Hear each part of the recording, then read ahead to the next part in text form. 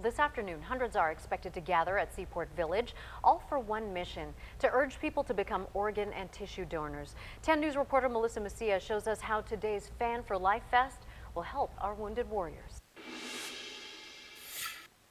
Corporal Daryl Charles served 2 tours of duty in Afghanistan. It was on that second deployment where he stepped on an IED, a moment that changed his life. From there was recovery, and that's one of the things that was important to me the most. He lost his right leg. He received a skin graft as part of his treatment, but knows many of his fellow soldiers have it much worse. For people who are injured, who haven't lost limbs, there's many burn victims, and they need skin tissue so they don't get infections or so infections don't spread. I know a couple guys who have just whole side pieces of skin grafts. It's very important. You can't ask these people to serve and then you don't take care of them when they come back. That just doesn't make any sense to me. John Brockington and his foundation are doing their part to help. Close to 2,000 people are currently on the waiting list for an organ donation in the San Diego area.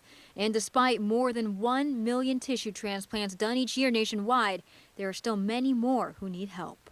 He said with those numbers, donation is a no-brainer. You don't want to take this to the grave. You just don't. And this is like taking gold or money and sticking it in the ground and let the worms eat it. You just don't want to do that because you could help somebody else live.